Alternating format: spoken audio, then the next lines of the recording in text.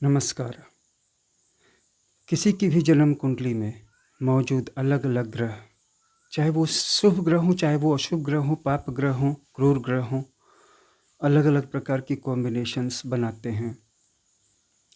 इसमें कभी-कभी हमें बहुत ही रोचक योग देखने को मिलते हैं।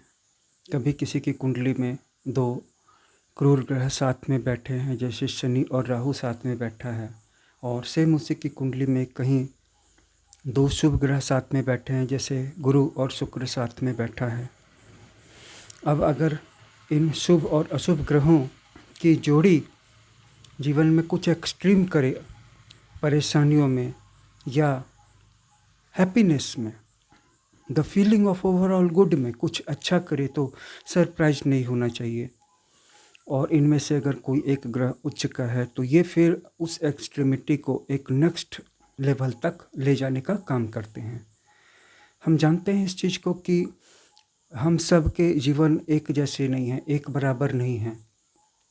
और हमारी कुंडली में जो मौजूद हैं किसी न किसी लेवल पे कोई न कोई एक्सट्रीम योग तो बना ही रहे हैं। बिल्कुल सामान्य से दिखने वाले ग्रह भी, जो न तो उच्च हैं न नीच हैं, लेकिन बिल्कुल सामान्य हैं, लेकिन वहाँ पर भी कुछ न कुछ एक्सट्रीमिटी तो छू ही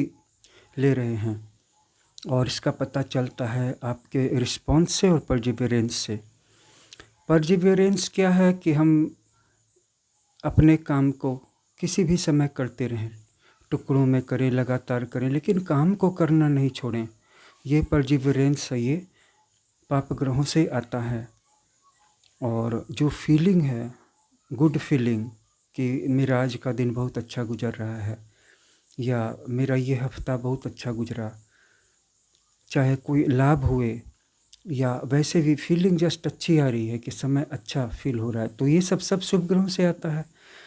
और ये सारी चीज़ें मिल कर के आपकी कुंडली में बताती हैं कि आपके जीवन में एक तरफ तो एक एक्सट्रीमिटी का छोर है, और दूसरी तरफ एक ऐसा कोना है जो अनदेखा है, जिसको कि आप ओवरलुक कर रहे हैं या नेगलेक्ट कर रहे हैं,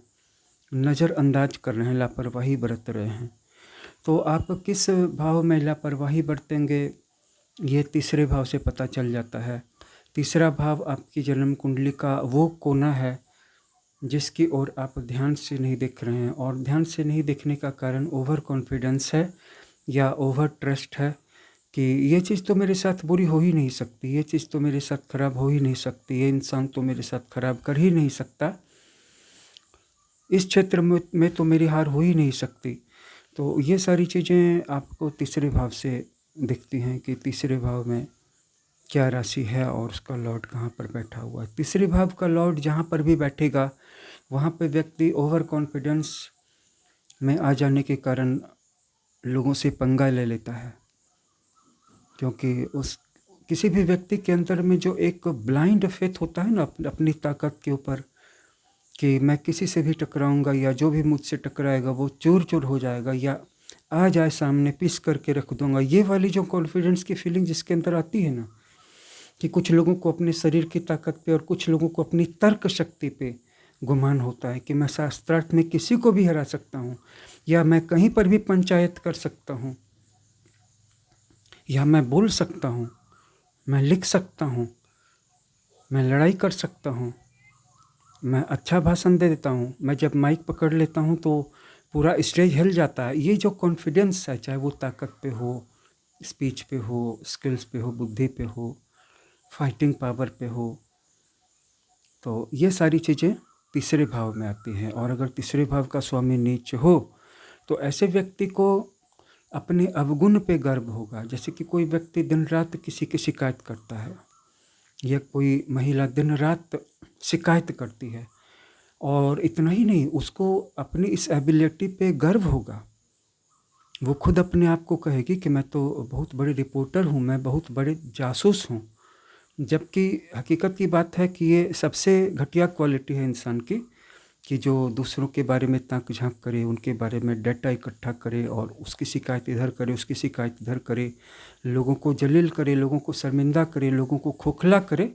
और उस पर भी उस महिला या उस पुरुष विशेष को गर्व हो।